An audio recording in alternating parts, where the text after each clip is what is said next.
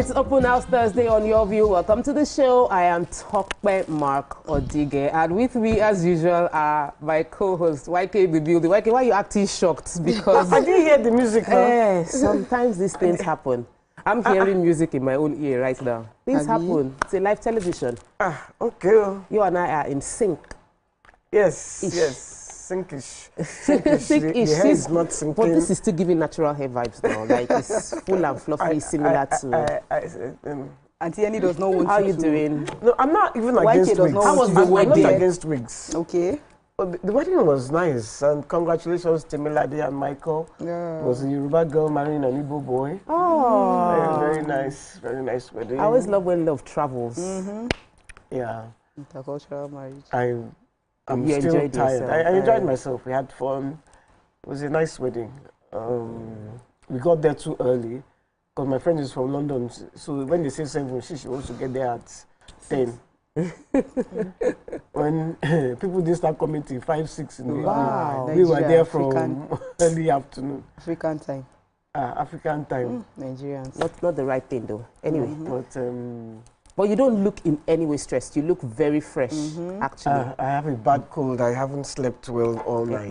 But, you rest for this weekend before you resume grammar duties. Mima Akashat Zibiri. You know this code you are sharing, you should keep it too. I've just been lucky. I was saying to God that, God, I thank you for sound health.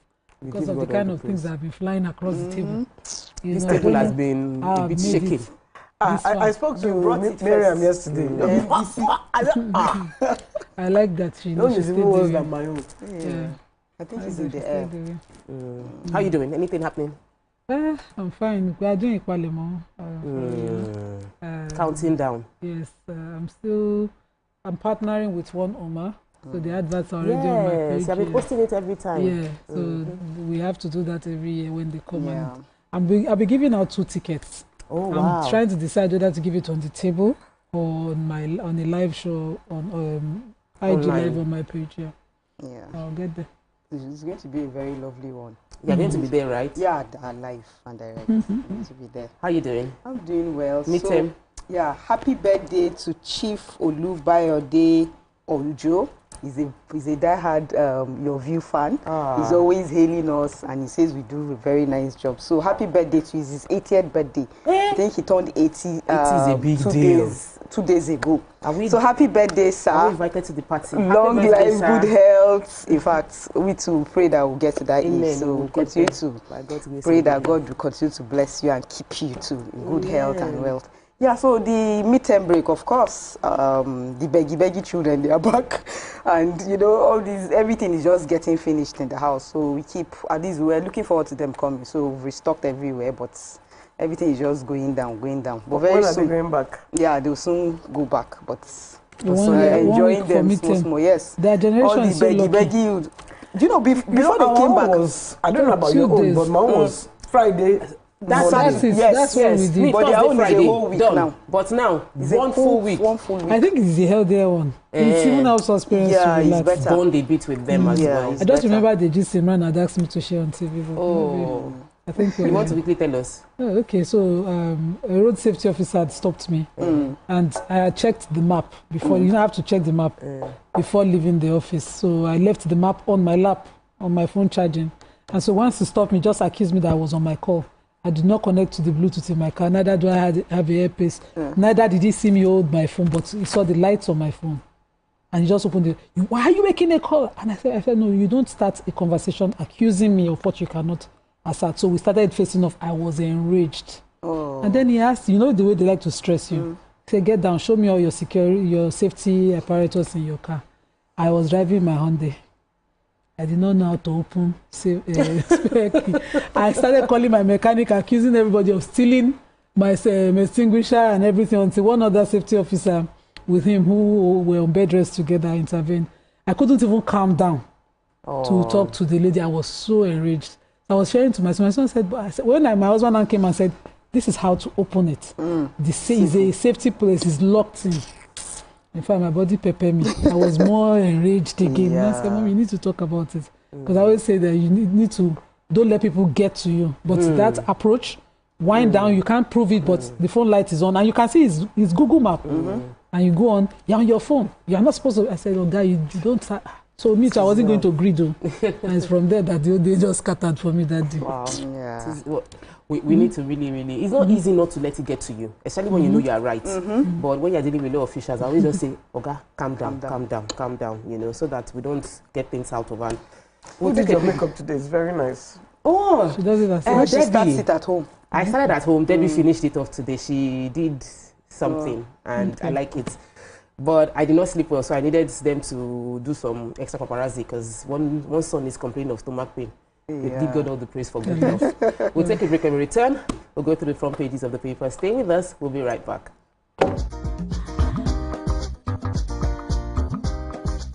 Stay tuned. Your View will be right back.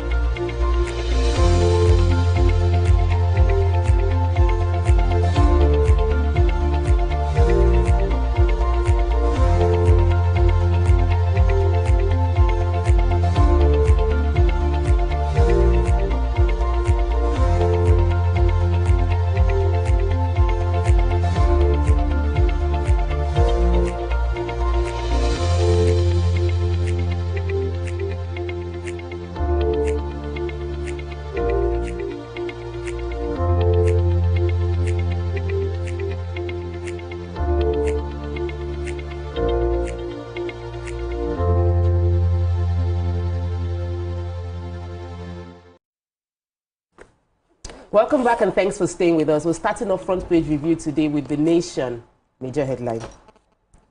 Of course, it's Tantita's advert, but we have two key stories here.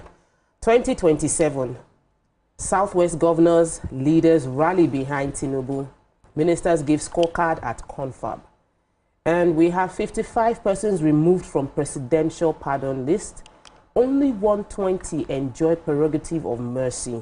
So that's, we'll be discussing it later today, but who has the story?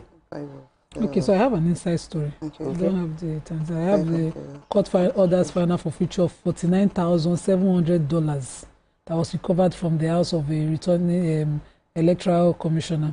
So this resident electoral commissioner from Sokoto is the returning resident electoral commissioner for Sokoto State, Dr. Nura Ali. He had been in court, and there was a temporary forfeiture order, an interim forfeiture order earlier granted, after which the ICPC had published that anybody that have reason to show this particular money recovered from his residence should come forward and defend, you know, but nobody appeared, nobody responded to the publication, nobody was in court. So the representative of the ICPC, Osobeni Akponisinga, he moved the motion that, you know, there should be final forfeiture, which the court had, the court granted, and so now the money is finally forfeited. I'm wondering what that amount of dollars was doing in the residence of a resident electoral commissioner in the first place. Okay, so I have the story of the 55 persons removed from the presidential pardon list. Okay. They said 55 of the 175 convicts granted this thing on the October 12 have been dropped from a reviewed list approved by the president. They said the excluded person comprised individual convicted of grievous crimes. Meanwhile, the special advisor on information and strategy, that's to the president, that's Mr. Bayo Onanuga, said this via a statement. He said that the president signed the instruments of clemency and pardon, thereby formally exercising his constitutional power of prerogative. But he later explained that the new list with 120 names was arrived at after consultations with the Council of State and extensive public input. They said that the earlier list of 175 had generated public criticism because it included individuals convicted for serious crimes such as kidnapping, drug and human trafficking, fraud, as well as illegal firearms possession. He later on said that, that the beneficiaries in the new list are grouped into 4. 15 of them were granted full pardon, that is including pre-independence nationalist Herbert Macaulay, former House of Rep, member Farouk Lawan and Ogoni. Then 4 had their death sentences commuted to life imprisonment. 15 were granted clemency, and 86 had their prison terms reduced. So they said the presidential spokesman said the president's decision was guided by the seriousness and security implications of some offenses. The need to respect the feelings of victims, to sustain public trust and uphold Nigerians' bilateral obligations is very, very important. So he's just saying that they grouped them into stages, and then they are now, yes. So, but we'll be discussing more about it later on. I took a story inside, and it's just the Onitsha traditional monarch has not endorsed any candidate. The Obiin Council of Onitsha has declared that the ancient kingdom will not endorse or support any candidate. Their own is to be neutral.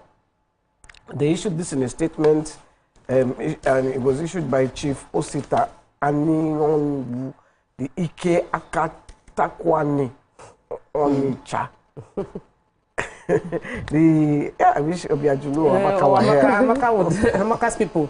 Yes, so that the city remains politically neutral as a community, and they are not drawn into any partisan alignments. It says that the individuals or chiefs or title holders can actually decide who they are supporting.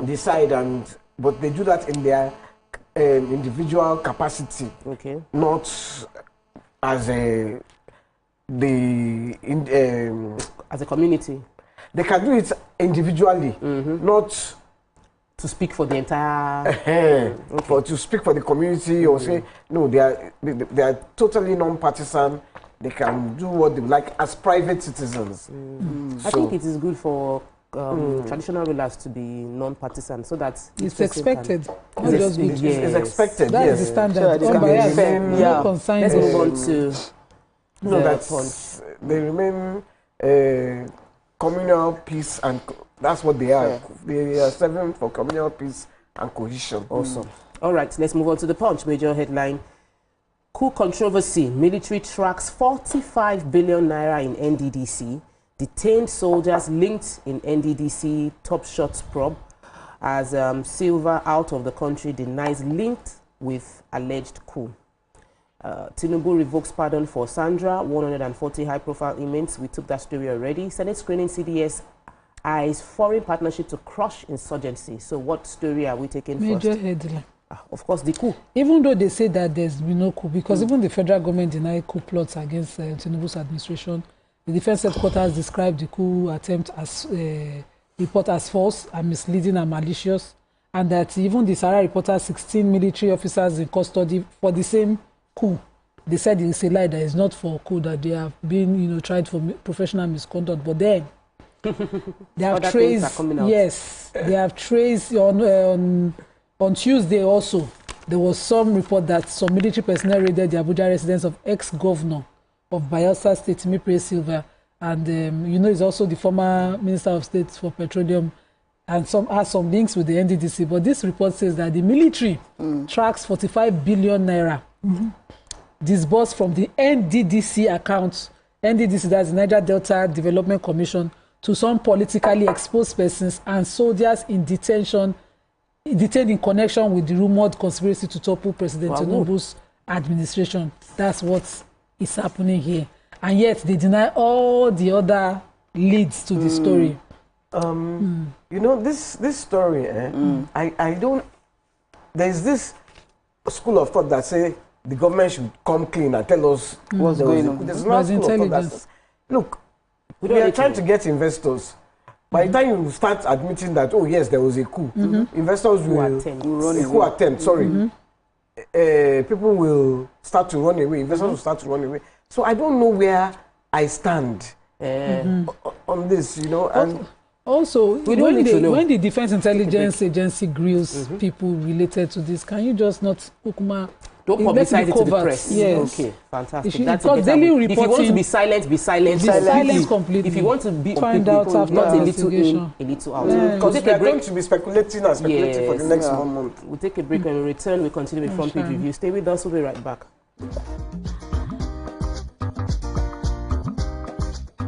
Stay tuned. Your View will be right back.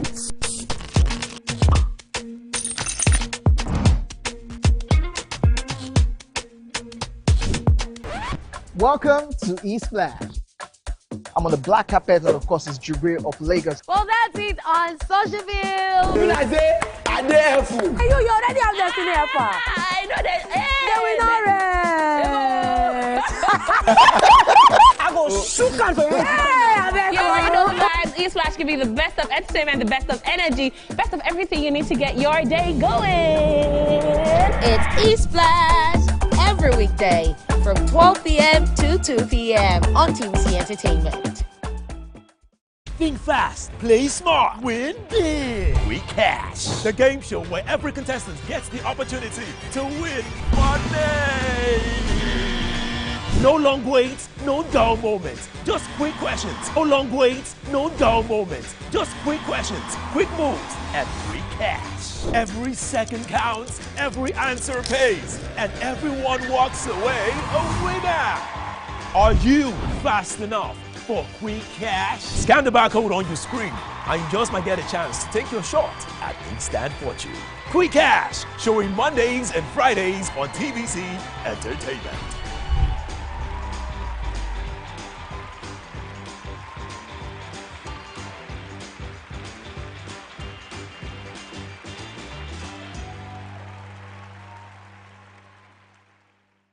From Lagos to the world, TVC Communications has been nominated for its very first international award, the prestigious AIB. It's a recognition of our voice, vision, innovation, and relentless drive to push beyond boundaries. TVC Communications, Nigerian excellence on the world stage. Keeping hope alive.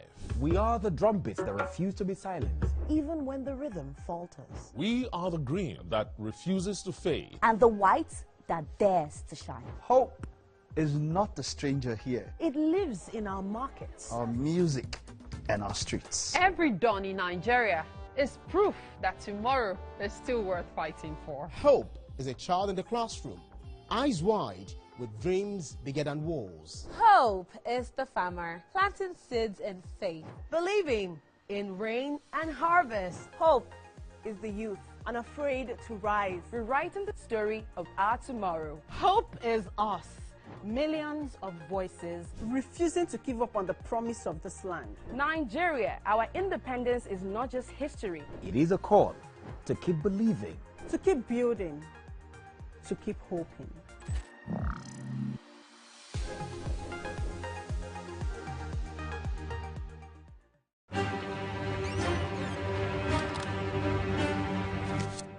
Every clash of ideas begin the same way. Differences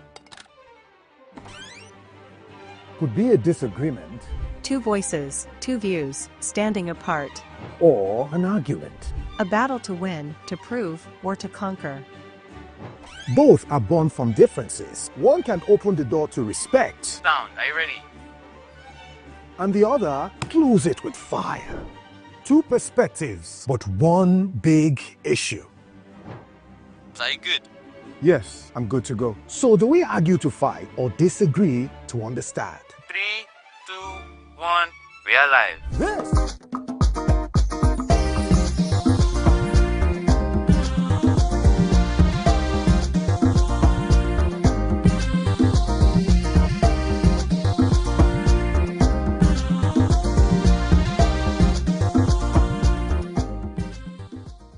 Welcome back and thanks for staying with us. We'll be continuing the front page review with the Punch. So we already have the major headline. We are going inside the papers. What stories do we have in the papers? Okay, so I have a story where they said the federal government releases 2.3 billion to clear lecturers' salary promotion arrears. They said the federal government on Wednesday announced the release of the sum of 2.3 billion to clear salary and promotion arrears owed to lecturers across Nigerian universities. They said the move is part of the government's effort to avert the looming strike by the Academic Staff Union of Universities. You know, they've been saying they want to go on strike. So they said the Minister of Education, that's Mr. Dr. Tunji Alausa, agreed with the release of the funds while giving updates on ongoing engagements with the ASU and other tertiary institution unions. He also said that the disbursement reflects the president's commitment to resolving long-standing welfare issues in the tertiary education sector in a transparent and sustainable manner. And he also added that the federal government, through the Ministry of Finance and OAGF, is finalizing the release of third-party non-statutory deductions and pension remittances, which are expected to be completed in the coming days. He also announced that the government has approved the full mainstream of the earned academic allowance into university staff salaries from 2026 to ensure predictable and timely payments going forward. All he just saying here is that all funds are being released, so there shouldn't be strike. Ongoing strike shouldn't even happen. Everybody's going to get paid, and then at least most parents have their minds at rest. All right, Anthony. Yeah, I took the collision on the Lagos-Ibadan Expressway yesterday. Yeah, they said the two trucks were fighting for right of way when they collided, and one was carrying wheat and spilled all his wheat on the road and caused serious traffic. I don't know if that's what caused traffic today, because there's traffic there unless it's another one. So someone was saying maybe it's because of the sloping of the road, the sloping nature of the road. That place is always, there's always trailer happening every time. Anyway, they lost control. One of the drivers got injured. He's in hospital, and most of the motorists were just there for hours and complaining. It was a major gridlock yesterday. It affected many people that are in that axis, because I already got home before the drama started, but it was really bad. I have a story concerning, I took the story yesterday, the fact that NDLEA gave a report concerning this hotel that was the party, the drug-related party. I think it was yesterday or the day yesterday. Yes. So the chairman of NDLEA, Brigadier General retired Buba Marwa, has disclosed that the agency has now filed forfeiture suit against the Lagos nightclub owned by the socialite Mike Umogu, known as Pretty Mike. So this would mean he would forfeit that property. The agency had raided the the nightclub. It was full of drugs at a Proxy Night. The club is called Proxy Night Club at 7 Akadishola, Lagos, where operatives arrested 100 attendees, including the club owner and the manager. The NDLEA also said that it was a drug party. The agency identified that they found kilograms of drugs and all of that, and they have said that they infiltrated the club, they made pre-purchases of illicit drugs and monitored the activities for 4 hours before then storming in with operatives. So it was thoroughly investigated. They came in like clubbers and saw that drugs were being sold. They were able to recover 384 kilograms of cannabis loud, a potent strain of cannabis and other illicit substance from the club's storage. So, of course, there was a press conference, and while he was speaking, the chairman of NDLEA said that the forfeiture suit was following the raid after it was brazenly advertised as a drug party. So not only is the fact that you are doing something illegal, you are bold enough to publicize the fact that this is a drug party. So you know the way NDLEA operates, they will go there as party people give them data we buy, so they will be informing their people. When they now come, you can't escape, because when they raid, the ones that are already inside will hold you. Hold on, wait. Let's move on to Daily Sun. Alleged coup plots. Security agents spread dragnet fears. How DIA, NFIU, EFCC tracked uncovered ex-Governor Sylvia's transaction, and other news. Tinubu bows to pressure, reviews pardon list, excludes convicts of murder and drug kidnapping, human trafficking, tightens criteria for future exercise. And then, of course, Tantita is congratulating the new service chief, and it is all over the papers. So we are now having to dig inside the stories. Today is not top stories in the papers, it's inside. Yes, it's inside stories. So I have NDLEA again, and this is they had the commendation and award ceremony where of course, the Yoga Patakpata of the NDLEA, Brigadier General Buba Marwa, retired. he presented the commendation letters and awards to 220 personnel for outstanding performance in the discharge of their duties, and 15 new officers were decorated with new ranks. And he read a very good speech. Let me just cut it in half. He said, "Your commitment to the renewed hope agenda of the administration of President Tinubu has yielded tremendous results in the past 30 months. On our two major planks of drug demands reduction and drug supply reduction, leading to about 45,853 arrests, seizure of over 8.5 million kilograms of assorted illicit drugs, and conviction of 9,263 offenders, with 26,613 drug users counseled and rehabilitated in our treatment facilities across the country." And he continued in the speech. But this captures, you know, the impact of their work over the years. So well done to the NDLE and to the officers. You know. So the Anambra State Police Command has arrested a suspected female kidnapper and recovered a snatched Toyota Highlander. She was linked to armed robbery in Ogidi, and according to the police, the operation was carried out in the early hours of October 27, 2025. So she has been arrested, and she's the accomplice of a reported case of armed robbery and kidnap incident. Wow. It's always shocking when I hear women are carrying out this kind of things, robbery. But it still shocks me. Now. It still shocks me. Kidnapping is the IR. When we're in primary school, because it's easier to use women to carry children. Armed robbery. And lady was in charge. Man, the woman. You know when they are in charge, they don't have mercy. This one, she even dressed very well. She had heels on, carried the gun like this. My God, to Vanguard newspaper. See, this is a joy gist. Let's like a movie. It was like a movie. I don't like the idea. I will be promoting some other women to start feeling like there's opportunity. No. If you try, they will lock you up. No, nothing. This story will not stop you. They will lock you up. Will not convince you to be a criminal. You're already a criminal. Exactly. Vanguard newspaper, major headline: How to fix Nigeria's security challenges from the service chiefs. Tinubu excludes convicts of kidnapping, drugs, arms offences from clemency list. Power supply: Nigeria Cement signs phase 1 power deal, 7,000 megawatts to grid.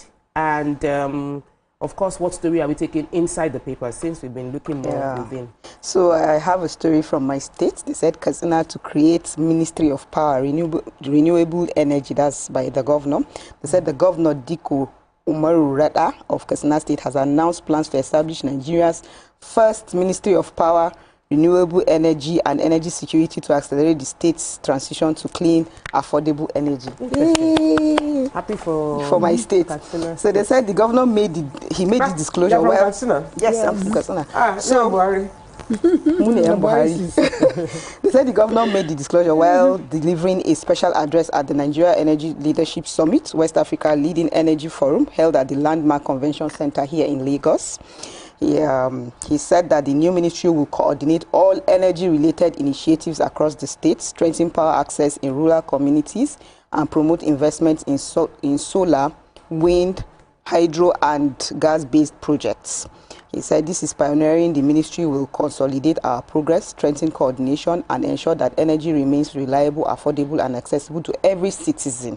That's what my governor said. So we also have light in my state. Let me give Nigerians hope. So you don't have light there? We have lights, but the rural areas too will start having lights. So the Minister for Power just announced that, you know, there's a $2.3 billion infrastructure deal with Siemens.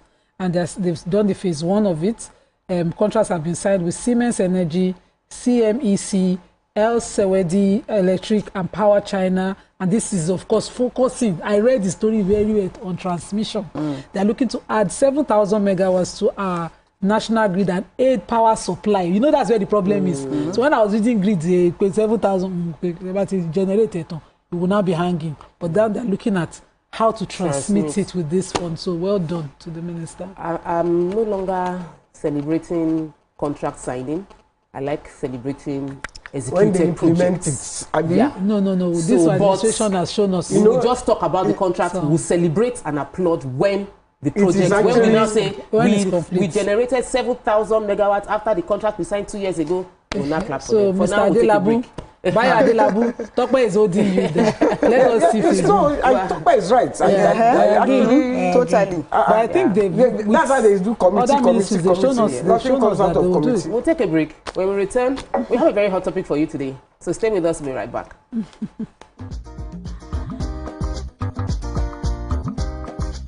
Stay tuned. Your view will be right back. It cleans is the big.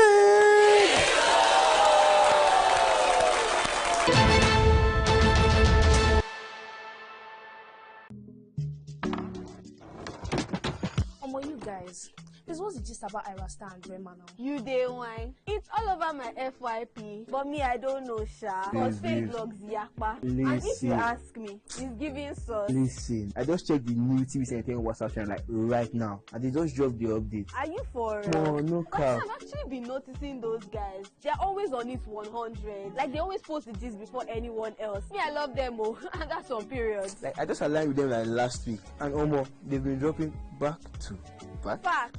I love how it's straight from the source. No cap, no fake news, just pure entertainment. I low-key feel like an insider right now. I know, right? TVC be cooking. Real talk. It's like Gist Express. Premium gist on cruise mode. Always first. Always legend. Clock it. Clock it. You know what, guys? I just joined. Active. Jens is right. All you're trying to say to you is for your premium entertainment content, scan the QR code on your screen right now to join the TVC Entertainment WhatsApp channel.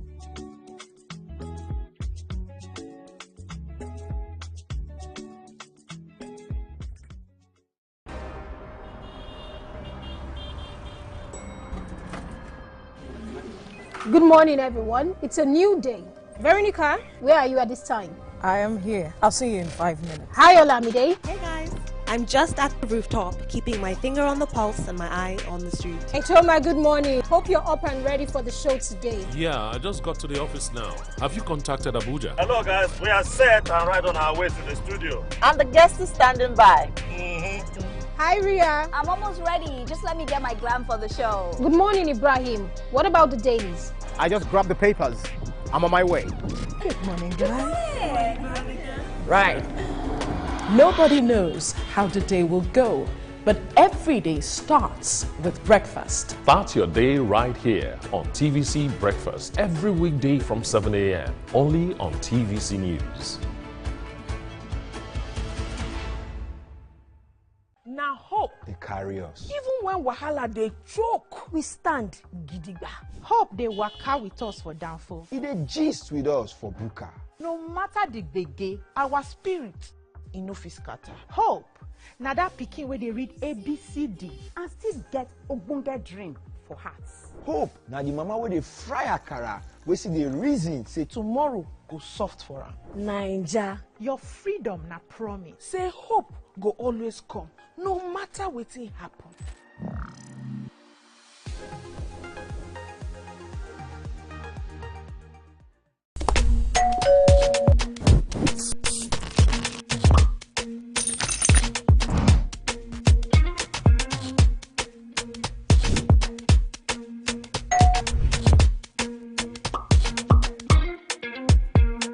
In 3, 2, 1, we are live. Welcome to Splash. I'm on the black carpet, and of course, it's Jubril of Lagos. Well, that's it on Socialville. You like say, I dare fool. You already have Destiny Alpha. I know that. I go shoot on for you.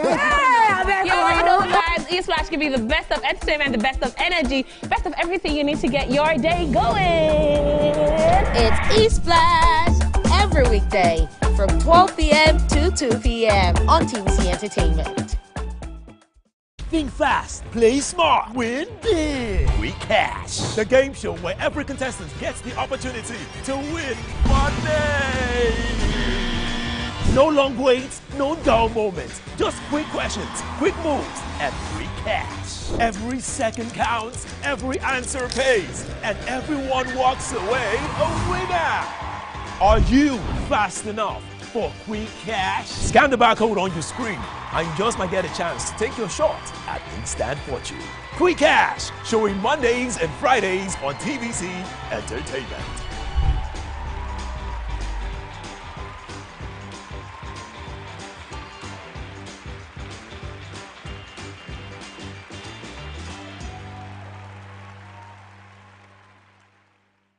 From Lagos to the world, TVC Communications has been nominated for its very first international award, the prestigious AIB. It's a recognition.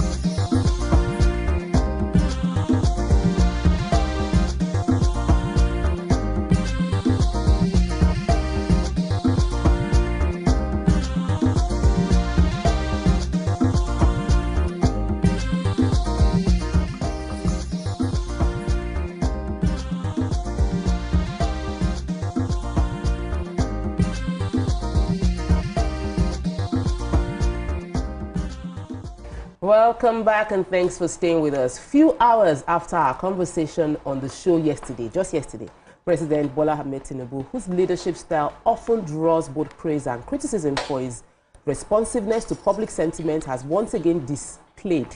He made a decisive move. Following the outcry over his recent presidential pardon list, the president has now ordered a review, revoking pardons for offenses linked to kidnapping, drug-related crimes, including that of Mariam Sanda, who now serves 6 more years in prison. This development directly echoes the concern of our earlier guest yesterday, Sanusi A.S.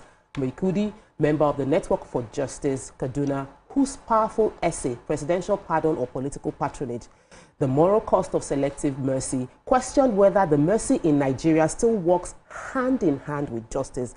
Now this morning, as he joins us again from our Abuja studio, we ask, did the president act out of moral conviction, national conscience, or the growing demand for fairness? And what does this decision say about the governance, justice, and accountability in today's Nigeria? What are your thoughts? You can also join the conversation by calling us on 02016-352013 or 090-2416-3440. The numbers are right there on the screen. Tweet to us on x.com, #YourViewTVC. We're also streaming live on YouTube. You should drop your comments there. We'd love to hear from you. So yesterday's show is like, there's a Yoruba proverb, Ajekelano, Omokuleni. He felt like we spoke about this day yesterday, and almost immediately, in swift response, we got the president taking a decisive move to end any form of pardon or to reverse the pardons that had gone forth to kidnappers and all of that. So because Nima was on the show and she was already part of this conversation, I'd like to hear what you think. What do you think concerning this? And then I'll come to YK to give our own opinion on the matter. Okay, so I was on the show yesterday when the guests who wrote, a paper on this. And then I was also on the show when this broke the first time. And we reacted to it. So I understand, like I said the first time, the powers the Constitution grants the president to pardon and, officers, offenders. And I said, because it's a constitutionally provided power, I don't want to sit in criticism of it, but it didn't sit well for certain offenders. When we looked at the list, we were even reviewing that of Mariam Sanda, but there were other offenders who were benefiting from this pardon, who did not sit well with our moral judgment, and so we had queried it. And so I like that the president responded, and I'm sure that the guest yesterday would be more than impressed, because he had mentioned that they're usually in responsive government when there's protest against any of their policies or decision, that you would see a change of it, and I like that. Which is very good for me, because I would the have office of the citizenship now exists. When they clamor, the government responds. I would have remembered the Attorney General and the President for just this one time, because it will never change. It will be history. Now that it's been corrected, we'll also remember them for good. YK? Yeah, I will say the same thing. I've noticed that this government actually responds to criticism. They actually react. The last government that did that was Jonathan. Jonathan too reacted to criticism. We call him out. Yeah, I remember when he changed the name of Unilag to MKO, and people came out and reversed it. I found it so funny because when he announced it, he thought they were going to hail him. The reaction was like crazy. He was like, and he first said, "It's sacrosanct." He quickly, after a couple of days, backtracked. Please let it go back to Unilag, JJ, you know. So this one is the one that did not answer anybody. Say Baba. He didn't hear. People like sing and dance, shout, stand on this table. You will not even say anything. You will not even do as if he heard you. Should we always blame the leaders or blame his team? Because sometimes, the leaders team, don't even know. he might not hear, but if you have a good team that gives you feedback, or am I just trying? I'm just asking because the way your eye is changing to look at me. I don't know. Let me answer you. Just to buttress what Auntie Enya said. So when the presidential pardon list came for President Buhari, 2 ex-governors that we were only celebrating that at least they don't governor too, convicted ex-governors were pardoned by a man who claimed to be fighting corruption. You know, he has gone, so let's not face him anymore. Let's just learn from his leadership style. He has gone. So, I know. We later heard that the committee, that there was a bribery allegation that the DSS, I think, one of these agencies investigated that committee that put together that list for. Nothing changed. Okay, so we will blame both the leaders and the team. Let me listen to you. They've accused you. Just leave Auntie Enya and this accusation. Focus on this one that we're discussing right now. Leave say Baba has gone to rest. No, Kome, we still rest in perfect peace. Yes. So when I heard of this, it shows that that even we are part of the policy makers in Nigeria, directly or indirectly, because it just shows that the president actually listens. Because when it happened, when I saw this, I was like, this one now, you know, other people that are involved in all these crimes. Example, like this kidnapper, Evans. Who say, let me go after committing such grievous. Is he inside the list? He's not in the list. But he will say, yes, now the other kidnapper that was responsible for Zekome's kidnapping. He was on the list. Can you imagine? The original so list. You can imagine everybody should come out because I will now feel left out. Like, so the president does not recognize me. Am I not also a citizen of Nigeria? Do you understand? Because I've committed a crime. The ones that have committed crimes, they have been let to go. Released. So they should let me go. And so I'm happy that he has reversed it.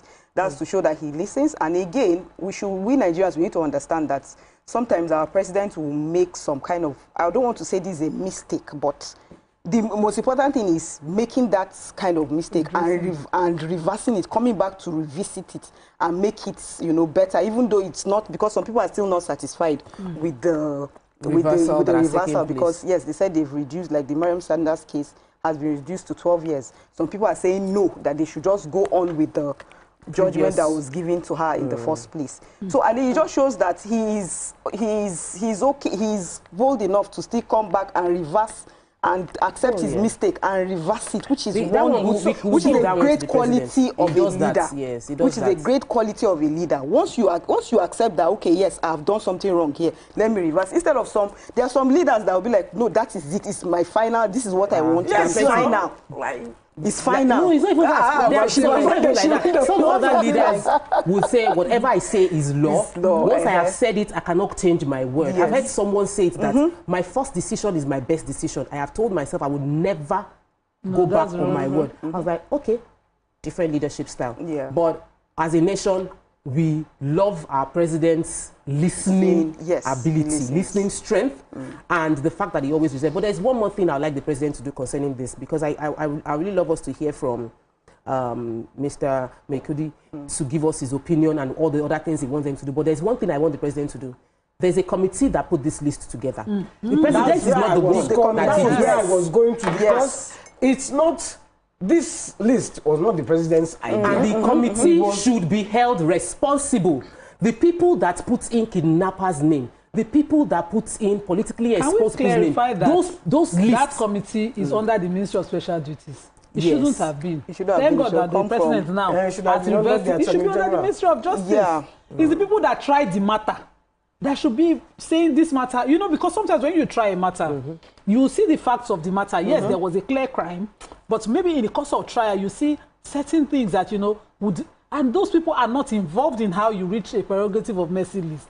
But I think now the president has sent it to the right chief. He has moved it to the right. You know, so those people inside that thing, those special duties people. Yeah, no. So that's the thing for me. I feel that it was politically done. The committee that released this list should be investigated to identify what informed. They should say what informed the list that you came up with. Of all the people deserving of pardon, how did these people enter this 55? How did they enter the list? Based on what parameter? Because when we then they would not create a structure for future to prevent this happening in the future. The president did all of that. I'm sure she didn't make that list. I can't remember her name, but do you remember her? She was a young girl in the north who killed her husband out of self-defense. Yes. There's even a man who a Fulani headsman had pointed a gun at. He was able to overpower him, take his gun, and kill the headsman.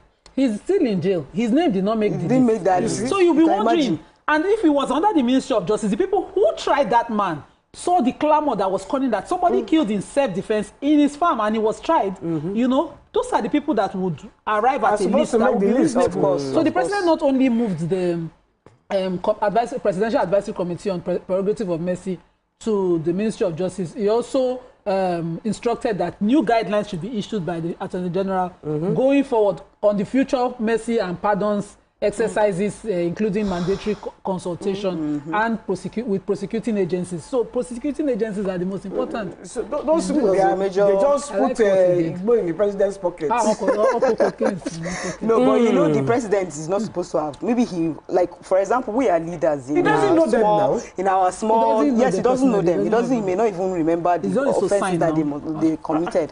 But you know, in our own small leadership, like our businesses, like there are sometimes that they will come and tell us something. We just approve. We say, go on. We think that the person that brought that this thing has done his underground background job. Week Friday. That's it. It's later on that once they do it, you now be like, wait, so why did I approve this? What you just said happened to me. I approved a payment, underpaid an investor, overpaid 2 people. Then the next day I got a message. I invested money with you 2 years. This return is less than even my capital. I say, how? Because I had been on this matter since January that we must pay everybody this year. My husband said, you must take responsibility. You are the leader. You just approved. I said, I have 2 accountants. I thought they've done the check. He said, no, don't blame them. Take responsibility. I had to start looking at it line by line, which is why I said, should we blame the leader or we should blame the team? But I think the fault lies with both of them. Yes. And the responsible thing to do is, as the leader takes responsibility and backtracks, the team should also take responsibility and apologize to Nigerians. We'll take a break. And say, excuse me, I resign. Let's take a break. When we return, we continue with the show. And we bring in our guest, the wonderful man yesterday who enlightened us on this important topic. Stay with us, we'll be right back.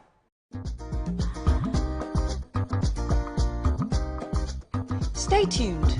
Your View will be right back. Keeping hope alive. We are the drumbeats that refuse to be silent, even when the rhythm falters. We are the green that refuses to fade. And the white that dares to shine. Hope is not a stranger here. It lives in our markets, our music, and our streets. Every dawn in Nigeria is proof that tomorrow is still worth fighting for. Hope is a child in the classroom, eyes wide, with dreams bigger than walls. Hope is the farmer planting seeds in faith, believing in rain and harvest. Hope is the youth unafraid to rise, rewriting the story of our tomorrow. Hope is us, millions of voices refusing to give up on the promise of this land. Nigeria, our independence is not just history. It is a call to keep believing, to keep building, to keep hoping.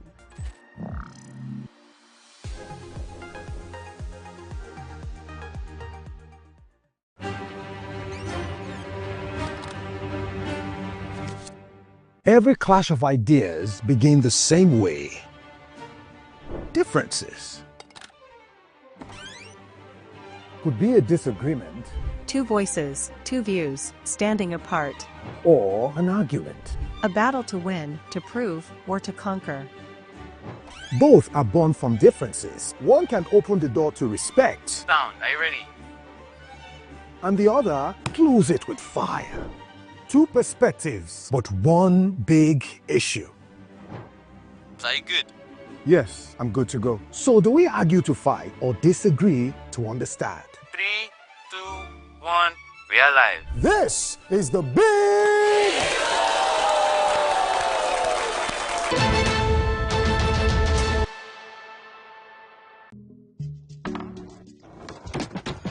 You guys, this was just about Irasta and Rema now. You day wine. It's all over my FYP, but me I don't know, Sha. Cause fake blogs yakpa. And if you ask me, it's giving sauce. Listen, I just checked the new TVC Entertainment WhatsApp channel like right now, and they just dropped the update. Are you for? No cap. I've actually been noticing those guys. They're always on it 100. Like they always post the gist before anyone else. Me, I love them, oh, and that's on periods. Like I just aligned with them like last week, and they've been dropping back to back. Facts. I love how it's straight from the source. No cap, no fake news, just pure entertainment. I low-key feel like an insider right now. I know, right? TVC be cooking. Real talk. It's like Gist Express. Premium gist on cruise mode. Always first. Always next. Clock it. Clock it. You know what, guys? I just joined. Active. Jens is right. What you're trying to say to you is, for your premium entertainment content, scan the QR code on your screen right now to join the TVC Entertainment WhatsApp channel.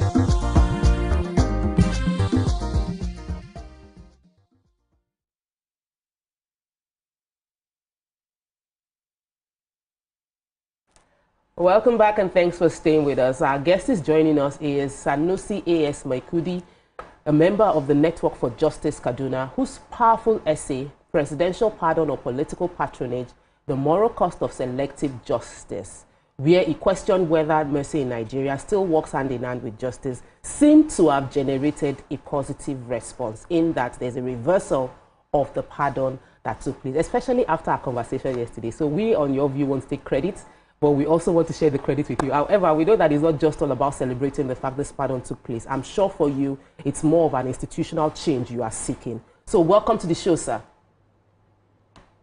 Thank you. Good morning, uncles. Good morning, viewers.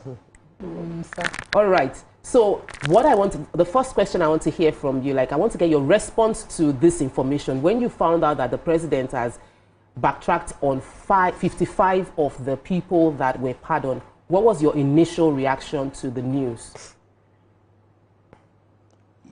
My immediate reaction was I was happy, and I said the federal government and its team have started listening to the people. Even though we are operating under democracy, the idea of being responsive to the voices of the people has not taken a firm ground in our political culture. So when yesterday I saw the press release, I became happy, and I have not digested the content until later in the evening when I started reading other people's reaction. But my own personal reaction in the beginning was, I say, Eureka, this is what we expect to be happening. Governments at all levels and all tiers of government must know they are accountable to the people and must listen to the people. It doesn't mean they should take hook, line, and sinker whatever is coming out from the public. What we are expecting of them is to aggregate public opinion, process it, filter it, and then take what is urgent and important and apply it. So the government deserves some level of commendation for at least responding. The second phase is that the promises they have made about understanding justice as a three-way traffic between the accused, the victim, and the society or the state. This is a very, very fundamental starting point of operating a legal, judicial, and justice system, of which prerogative of mercy is an element. Number two, it is also pleasing that the federal government have promised a far-reaching judicial and correctional services reform. Is one of the gray areas in our national governance that needs attention. So I want to lend my voice.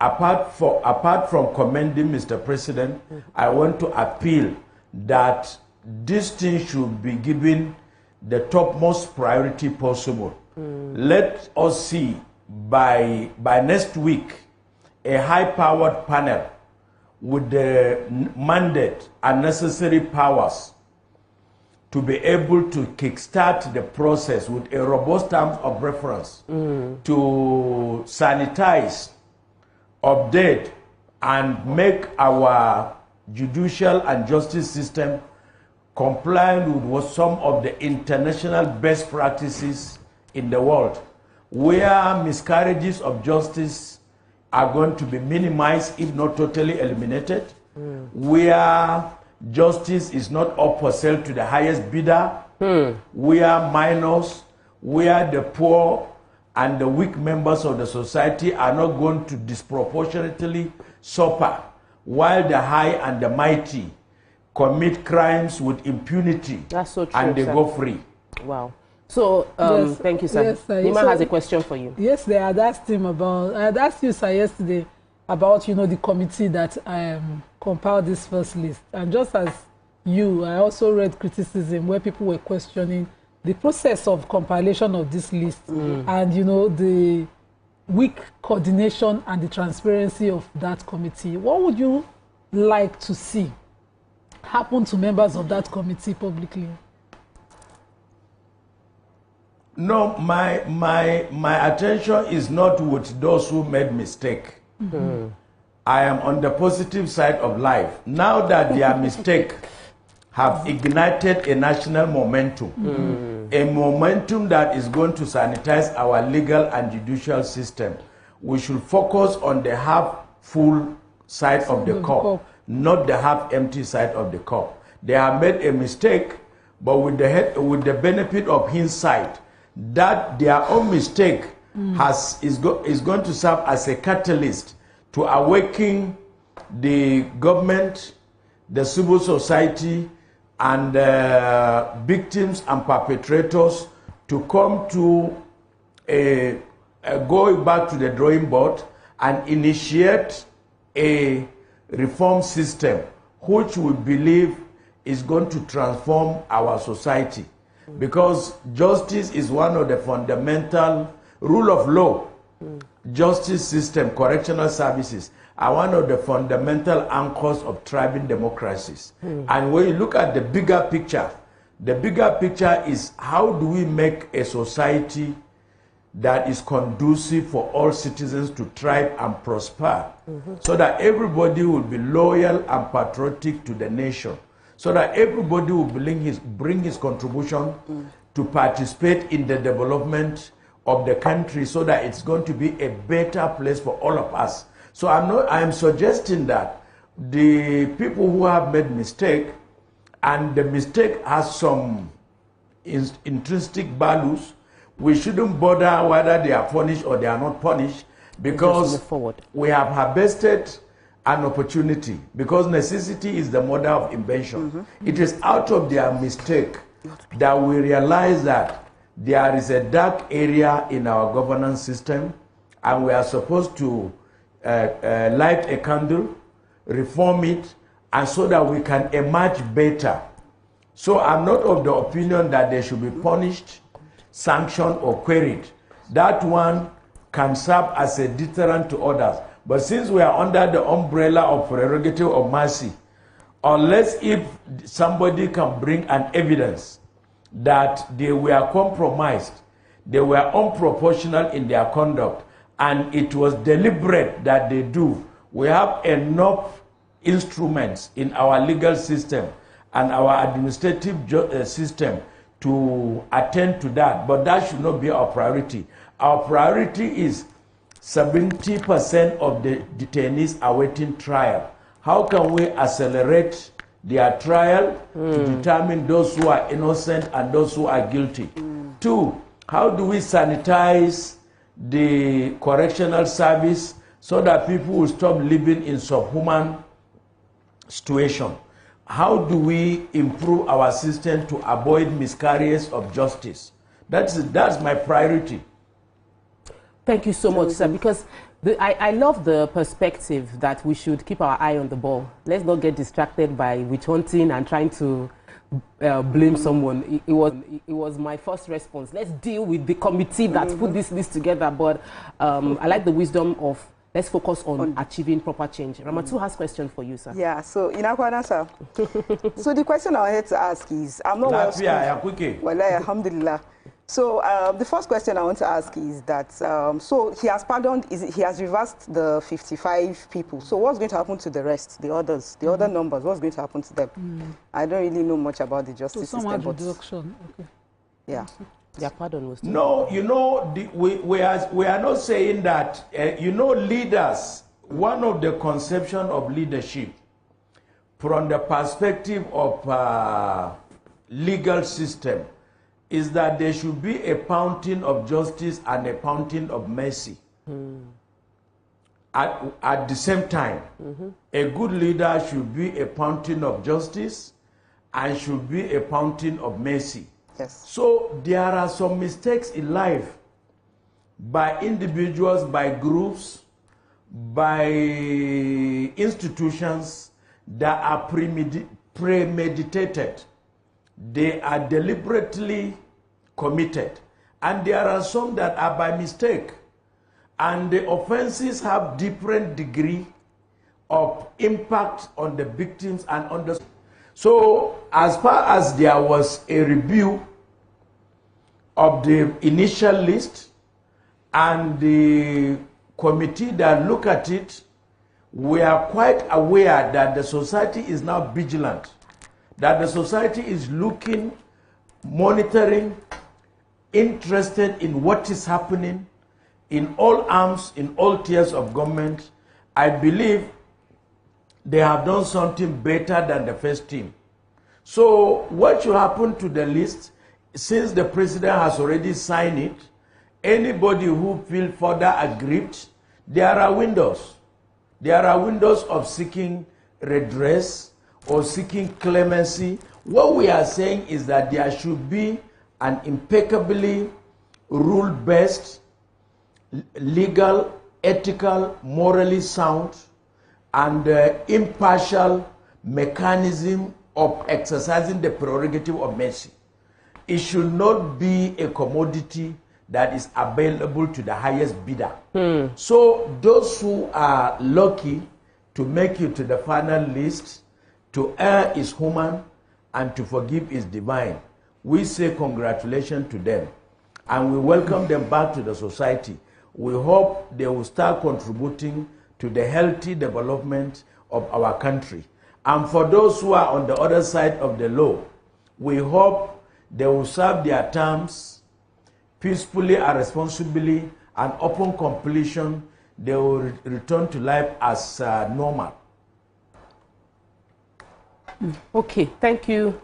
Thank you so much for that. I was going to ask you something. As part of the advocacy that you do you have a list of complaints from the prison? I know you've highlighted the fact that there are so many people awaiting trial and those should be dealt with. But aside those awaiting trial, like the case Nima highlighted earlier where a man shot in self-defense, or the case YK highlighted earlier where a young girl, teenager, was married off underaged and was being abused in her marriage, and she poisoned her husband, or the one that killed her husband, and now she's serving life imprisonment. If there could be, do you have a list of people like that who you feel should be getting pardoned, that you would like to see them getting pardoned? Do you have such lists, sir?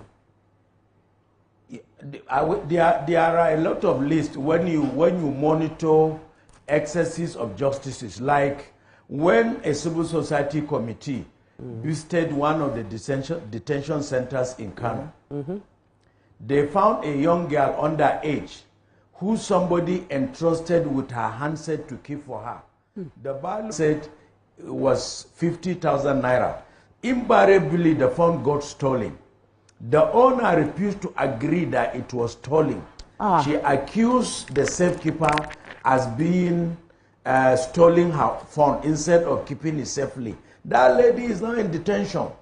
But this is not the way to go about it, looking at individual cases. The committee that is going to review the prerogative of mercy instrument and the down-to-earth deep judicial and correctional service reform should open a window.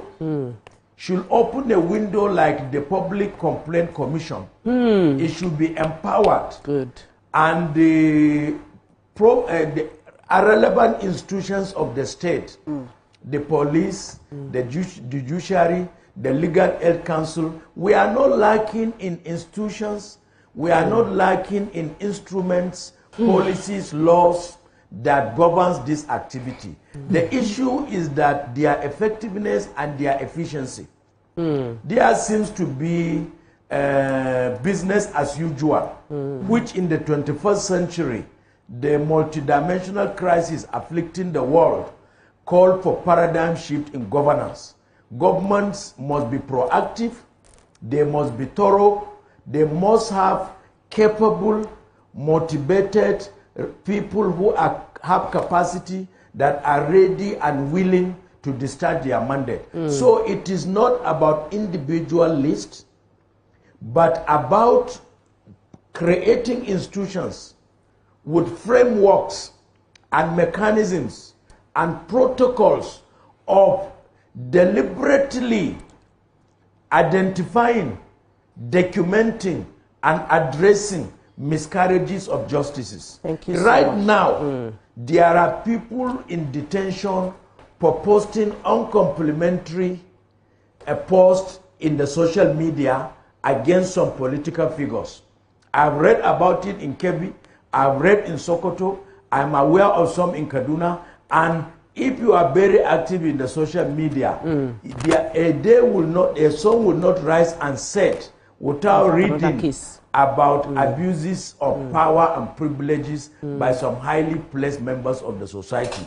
And this is the type of thing that is promoting anger among the citizens, that the country is now drifting into, instead of a country for all of us, is now drifting into a country for some select few, just because of their either wealth, political status, or connection to those who are either wealthy or politically connected. So I am suggesting the best way to go about it is the broad-based, collaborative, interagency, multidisciplinary institution that will open a window, both digital window for people to lodge their complaint online, virtually, and people that will visit detention centers. We have a number of detention centers. We have the prisons. We have the police cells. Those are we very have powerful others, suggestions. military, also in the insurgency and banditry area. They have detention centers. And some other agencies of government have some detention center. So you can't be under a democracy and you have an underworld that is not open to transparency and accountability. All those detention centers must be visited. All detainees must be profiled and reviewed. As I have said, an innocent youth spent 12 years wrongly in detention. 12 years were enough for him to finish primary school for 6 years, go to secondary school for 6 years, and be ready for tertiary education. Now we have wretched his life. Already he was vulnerable because he was an orphan. He was an orphan before his detention. And he has spent 12 years, he has lost it in his life, and there was no remedy of any kind. So the best way, as I've said, is to have an institutional mechanism that can be used to trace, no matter how remote the detention centers are, so that we can do justice. Because injustice to one is injustice to all. Thank you so much. It was really great having you again on the show today, Mr. Sanusi Mekudi. Thank you for your contributions. Thank you for the advocacy, and we would want a better, we all want a better Nigeria together, a stronger justice system. We'll take a quick break right now. Thank you. When we return, the show continues. Stay with us. We'll be right back.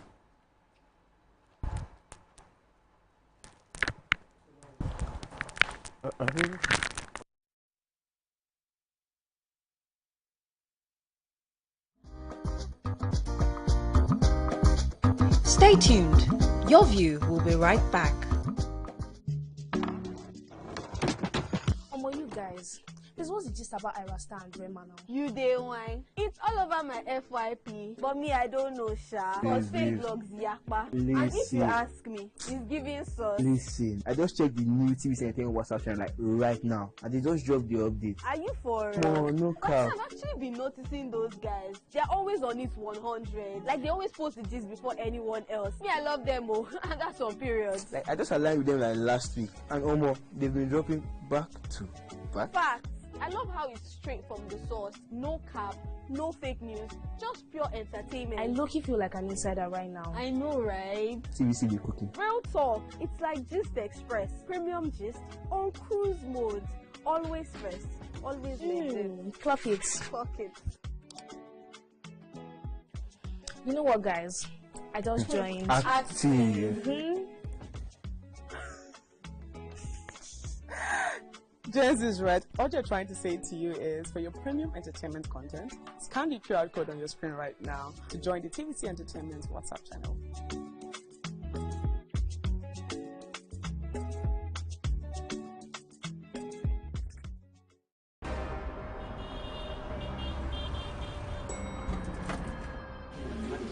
Good morning, everyone. It's a new day. Veronica, where are you at this time? I am here. I'll see you in 5 minutes. Hi, Olamide. Hey, guys. I'm just at the rooftop, keeping my finger on the pulse and my eye on the street. Hey, Toma, good morning. Hope you're up and ready for the show today. Yeah, I just got to the office now. Have you contacted Abuja? Hello, guys. We are set and right on our way to the studio. And the guest is standing by. Hi, Ria. I'm almost ready. Just let me get my glam for the show. Good morning, Ibrahim. What about the dailies? I just grabbed the papers. I'm on my way. Good morning, guys. Hey. Right. Nobody knows how the day will go, but every day starts with breakfast. Start your day right here on TVC Breakfast every weekday from 7 a.m. only on TVC News. Now hope they carry us. Even when wahala they choke, we stand gidigba. Hope they waka with us for downfall. They gist with us for buka. No matter the gbege, our spirit in no fit scatter. Hope na that pikin where they read ABCD and still get ogbonge dream for hearts. Hope na the mama where they fry akara, we see the reason say tomorrow go soft for her. Naija, your freedom na promise. Say hope go always come, no matter wetin happen.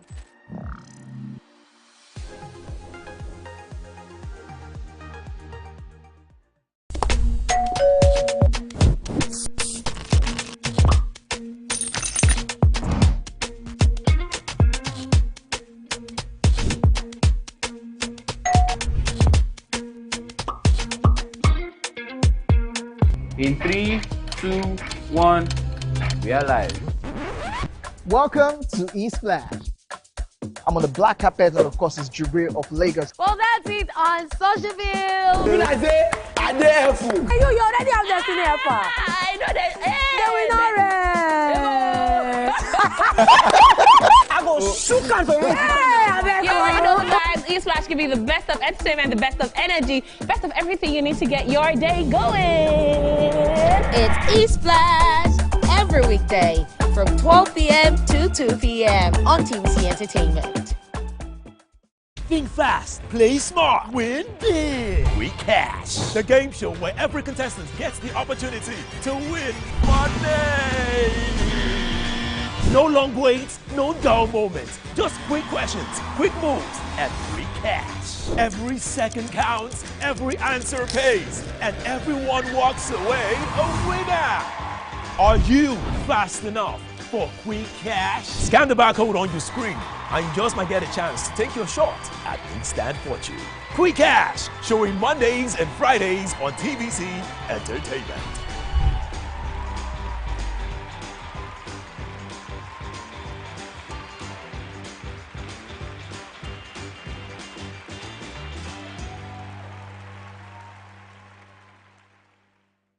From Lagos to the world, TVC Communications has been nominated for its very first international award, the prestigious AIB. It's a recognition of our voice, vision, innovation, and relentless drive to push beyond boundaries. TVC Communications, Nigerian excellence on the world stage. Now hope They carry us. even when wahala dey choke, we stand gidigba. Hope dey waka with us for downfall. He dey gist with us for buka. No matter the gbege, our spirit e no fit scatter. Hope na that pikin wey dey read ABCD.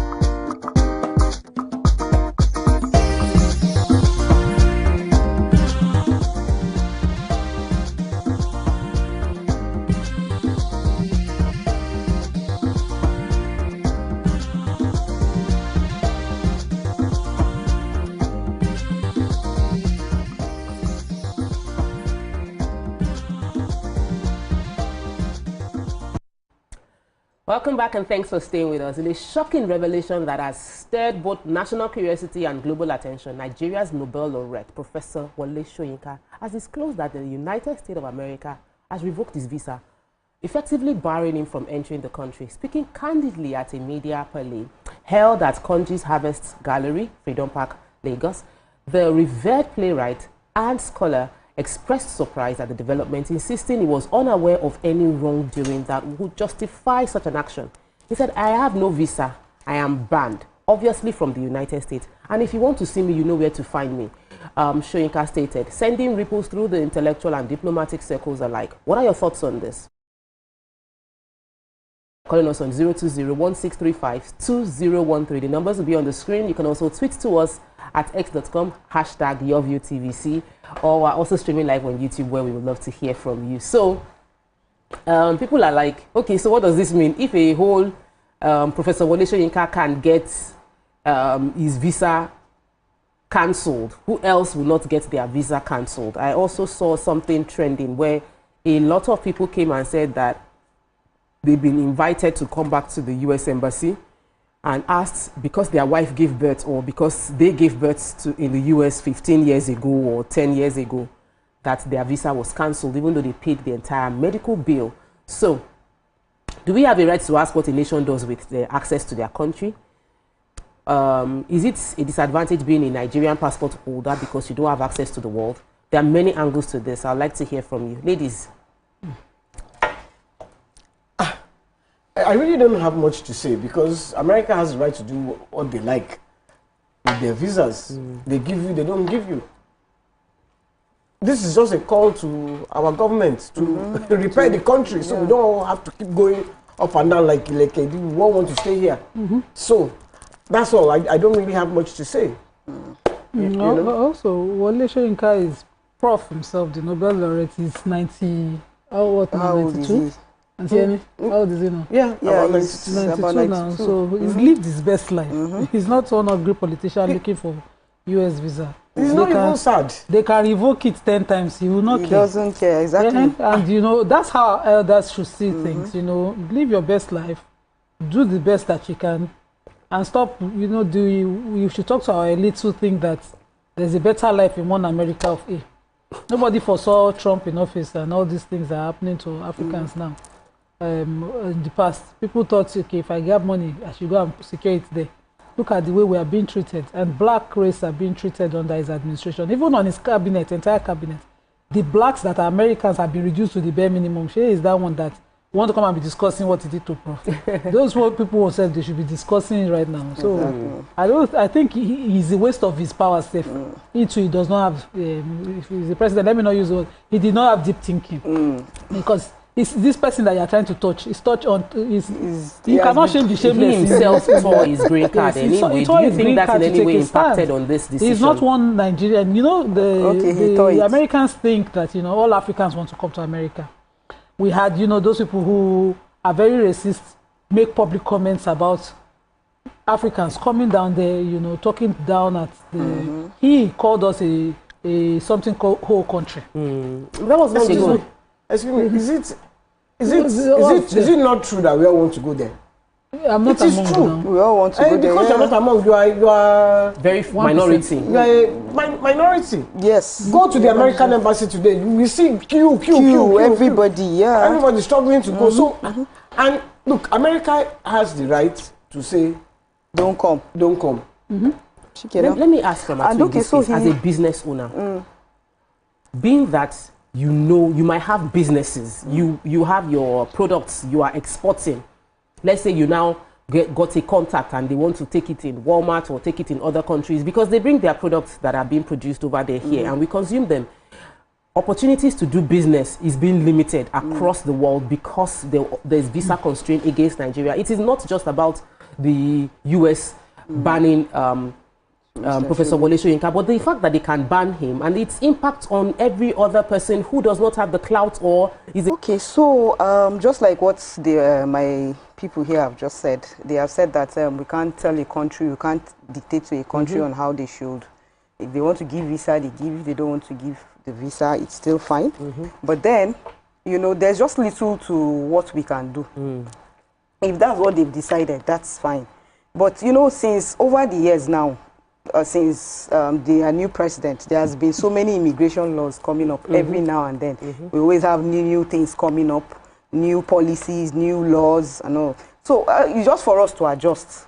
That's just the truth. It's just for us who want to visit that country. We have to adjust. We have to make sure that we meet up with their requirements. If they say they don't want us there, we sit down in our own country and wait.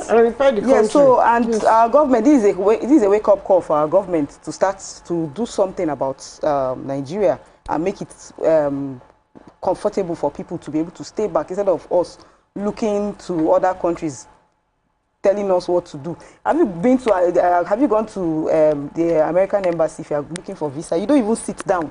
You don't sit down. You stand for a very long time. There's so many. There's a way they treat us that is not so. Is it only the American embassy that almost all the embassies? Yes, there's a way they treat us that. Is that not a failure within the diplomatic relations that we're supposed to have? How would you be? How do you believe we should have? I remember the first time I went to go and get a visa. I was a young kid. I was a young girl. I went to get a visa. I left my office. I walked into the British embassy. Sat down with the Oyibo. Me and the Oyibo was sitting he was sitting in his office. And there was no queue. He just looked, you know, what do you want to go and do on holiday? Age of respect. Age of respect. We are in the age of disrespect. I collected, stamped my passport, gave me my passport, and I left. I didn't even know that he called my office to make sure that I was working there and everything. But he had given me the visa before I left. That means if I had lied, they would have revoked the visa. Yeah. But I didn't confirm, and I went to England and I came back. There was no problem in those days. But why today? If the same me wants to go to England, I know how.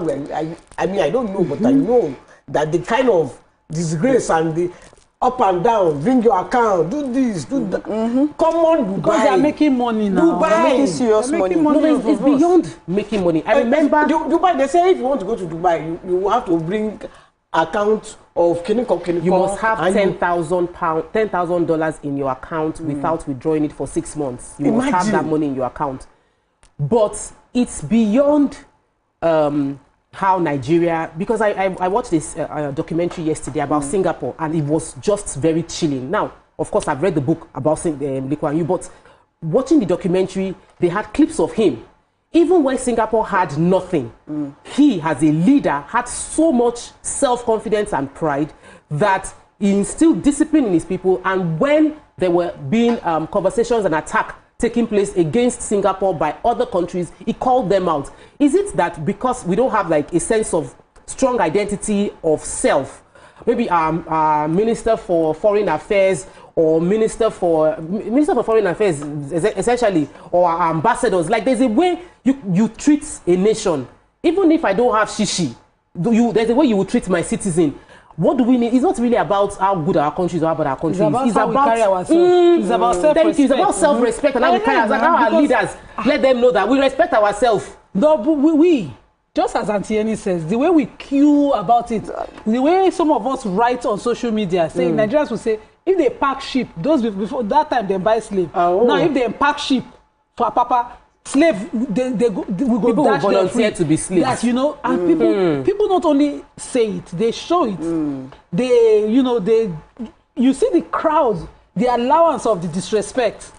So the only few people they respect among us, they still revoke their visa, which is Prof. Yes, they still revoke their visa. So it's about time we start to ask ourselves, is it this country or somewhere else? Are we going to make this place work or somewhere else? Exactly. Are we going to invest and make this place work or somewhere else? See Dangote, who could have put his money into Amazon and whatever, decided to come and put a refinery here.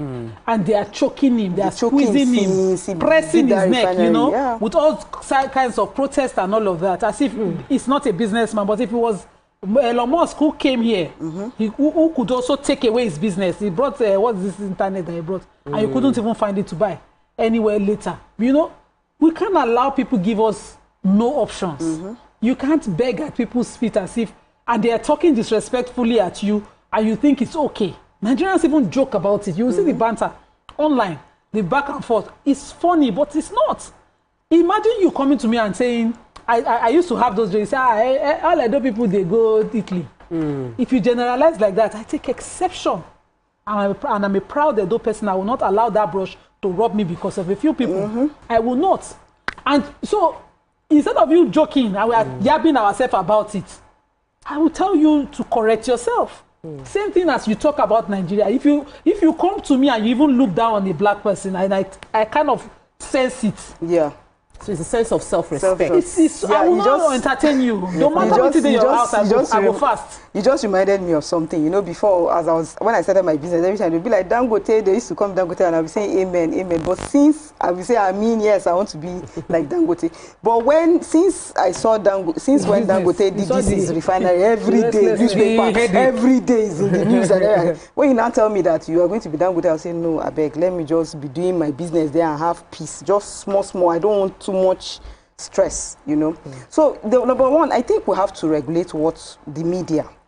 We have to work on the way we portray our country, the way we sell ourselves to other countries. Because if you see the way we insult ourselves on social media, we show that we don't even love one another.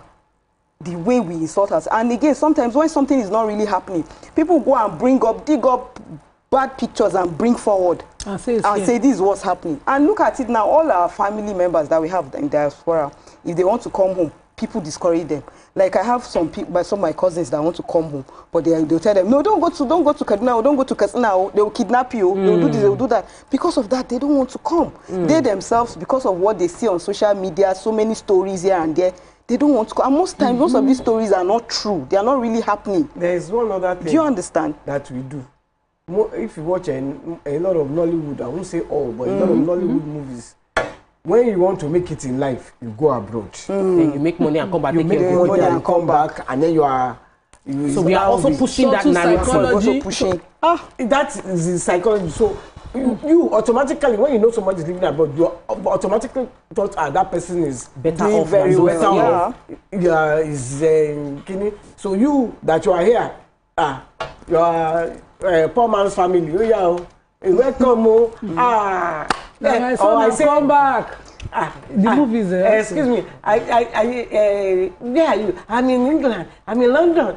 God, thank God.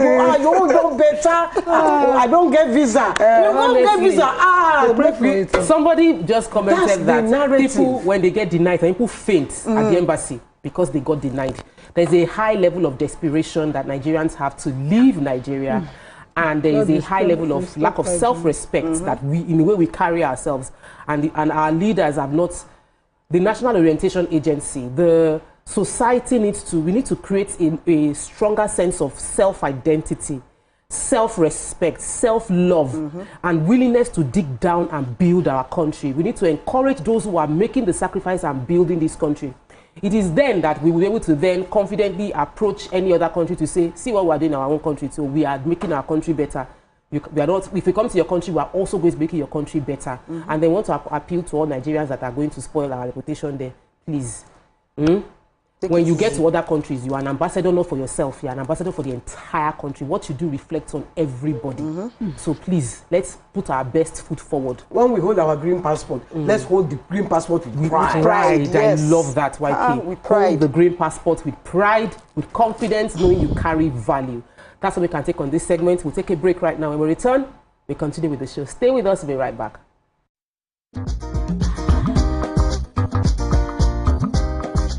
Stay tuned. Your View will be right back.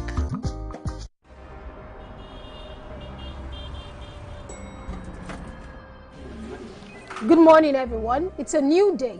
Veronica, where are you at this time? I am here. I'll see you in 5 minutes. Hi, Olamide. Hey, guys. I'm just at the rooftop, keeping my finger on the pulse and my eye on the street. Hey, Toma, good morning. Hope you're up and ready for the show today. Yeah, I just got to the office now.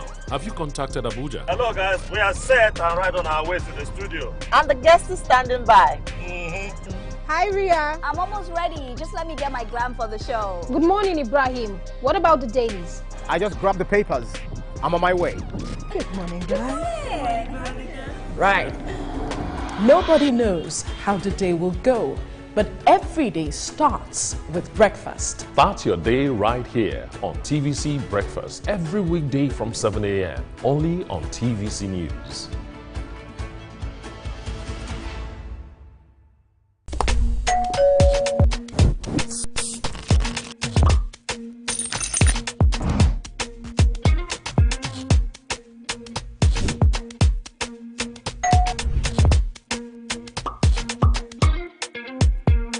In 3, 2, 1, we are live.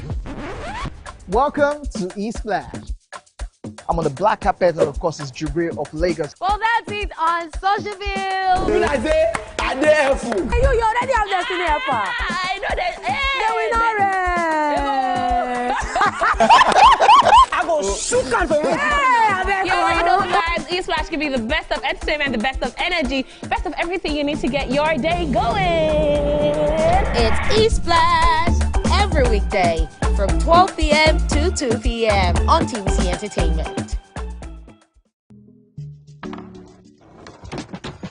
You guys, this was just about Irasta and Rema now. You day wine. It's all over my FYP, but me, I don't know, Sha. Cause fake vlogs yakpa. And if you ask me, it's giving sauce. Listen, I just checked the new TVC Entertainment WhatsApp channel like right now, and they just dropped the update. Are you for No, no cap. I've actually been noticing those guys. They're always on it 100. Like they always post the gist before anyone else. Me, I love them, oh, and that's on period. Like I just aligned with them like last week, and almost they've been dropping back to back. Facts. I love how it's straight from the source. No cap, no fake news, just pure entertainment. I low-key feel like an insider right now. I know, right? TVC be cooking. Real talk. It's like Gist Express. Premium gist. Oh.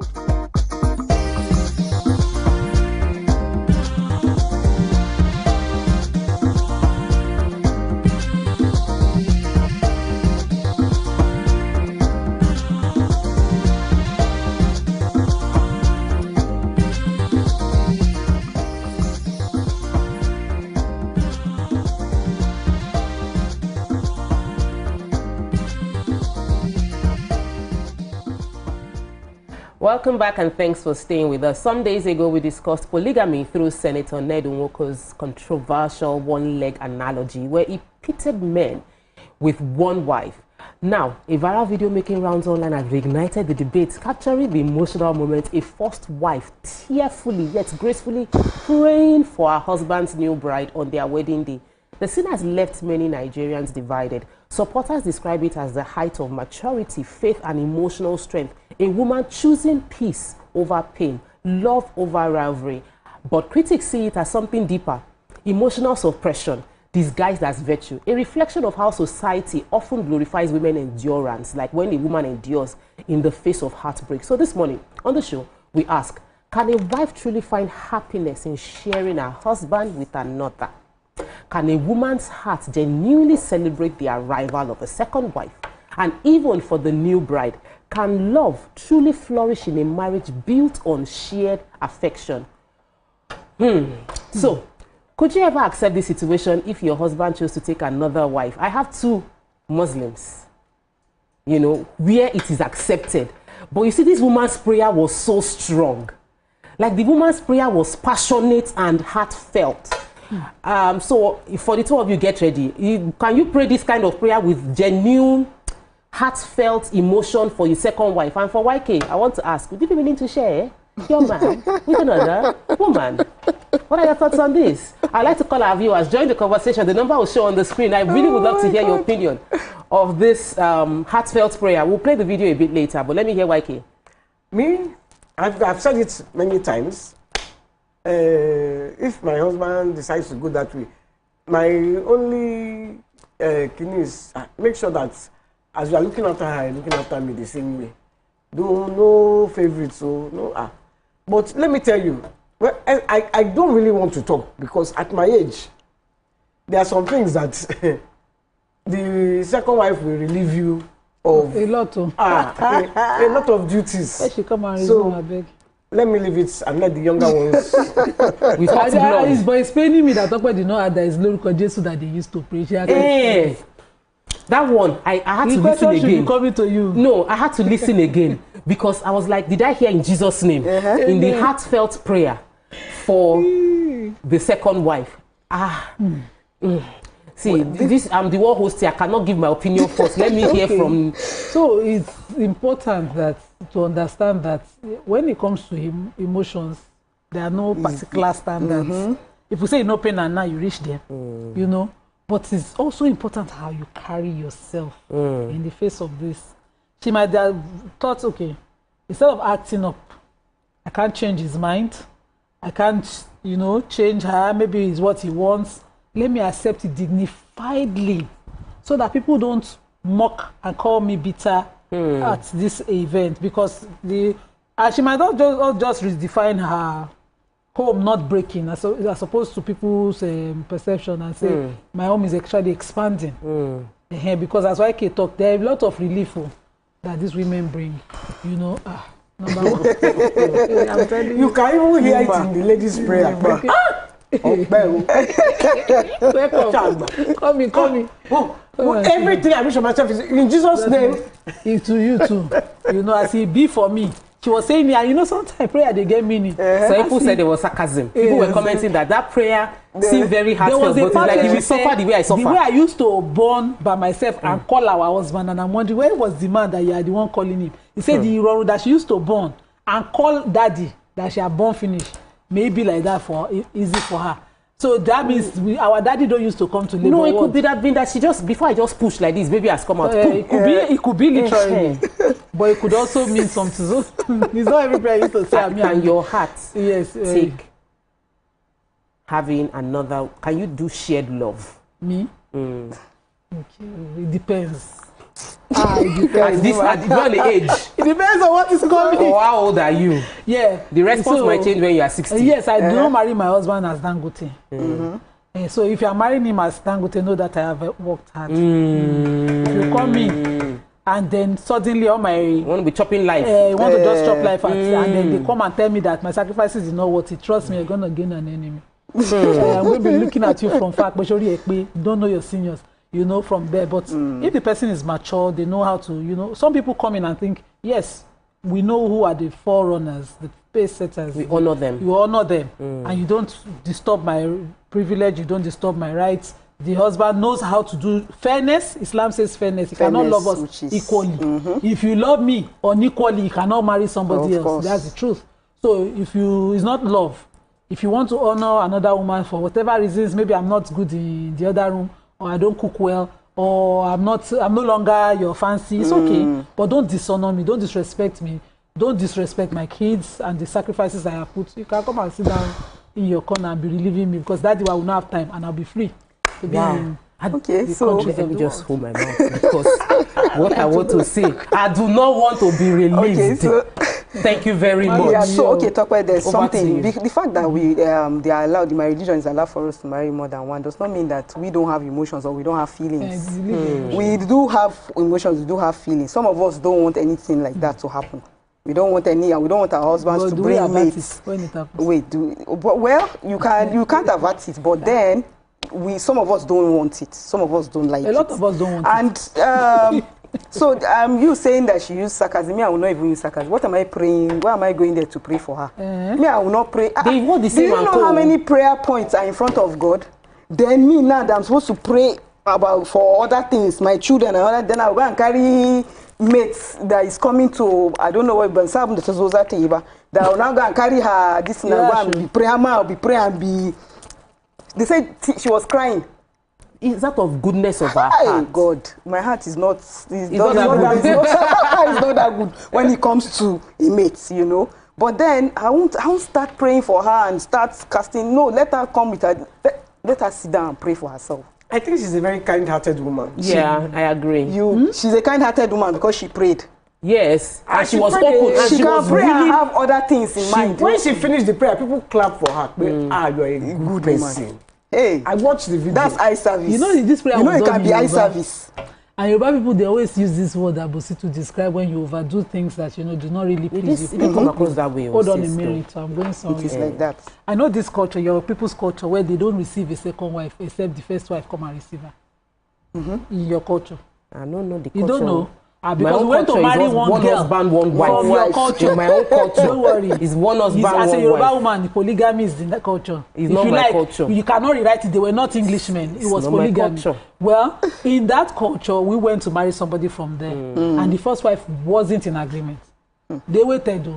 They placated her. They blackmailed her. They blackmailed her. She prayed. They threatened her, blackmailed her. She showed up. At the time, the husband would be, very stingy. Wasn't generous with her. But because of that particular thing, she said, "This is the kind of dress I would wear if I were to come." They provided it. In the other people, in the north central people of Yoruba side, let me not call their state. If they want to marry wife, if the man have not paid for, I got they have not paid for Hajj before, that year the first wife will go for Hajj. If she has been complaining that the toilet is leaking, they will fix it. But that wife, so they will do things to ensure that the man is bringing somebody new. They will get cajole into it, and so she would accept it. Does it mean that she accepts it? Why were they now meeting all the needs and demands if the home was really soft? Me, I would really like that we were for if money day, soft life day, so that at least I know that in a scheduled week I can only put up with I'm the man of the house, my needs and all of that for a few days of the week. But like there should be like Dangote kind of money. Yes, there should be. Everybody should just because we cannot be saying our school fees, daddy, our shopping money, daddy, our clinic account with millions of naira. Yes, now it means that you can carry it, your shares carry all your term on now. As my people say now, if you reach, you reach. There's nothing we want to do. If you are in a Revokes, for instance, who want to tell you, I mean, if you like, marry 9. If you have 9 legs, you have 9 legs. It's you that not be up to me, my own opinion, everybody knows my opinion. I cannot share love. I cannot share love. I do not believe in sharing love. So you will not pray. I am one man, one wife. I am lover girl to the core. If my love is not good enough for you, carry your love and go and meet another person. If you love me, you love me. We are together. Yes, that's my view. But listen, I believe that if your husband becomes really, really rich, I don't understand. As he's rich, I am rich. We are reaching the rich together. Okay, you are reaching the rich together. Yeah. But he now says, "Oh, I want another wife because of I still love you. Why? My love for you will not change. What are you looking for? Like for instance, in the other room matters. I want it 3 times a day. You can't give me 3 times a day. Oh girl, they say 3 times a day at TNE. Let us take this caller. That doctor that says 23 days. Even the 23 days, go see 23 days. So what are we saying? What are we talking? I beg you, I'm not complaining. Every other work can be delegated. I can do without cooking. I can do without cleaning the house. Other room, primary assignment. Raising my children, primary assignment. My mommy can even help with my raising children. But you see other room. This primary assignment. So I don't delegate. I don't complain. So what is he looking for outside? Koyemi. Where is your collar? Why are we sharing my collar? Where is my collar? Anyone is asking where is my collar on the show. Please, I beg. Let me hear my collar. Is my collar still there on the show? Yes, I'm still there. Also, please, I would like to hear from you. I'm in my... good morning. Good morning. To the ladies. Auntie Yenny, I love what you said. For the younger ones, everybody, they pepper body. No woman wants the second wife. No woman. Even our great-grandparents, no woman, no. I'm in my 60s. If my husband say he wants to look out now, no matter how Christian-like I am, hey, I will start kabashing and rabashing. It is a natural thing for a woman. Nobody accepts second wife. Nobody accepts me.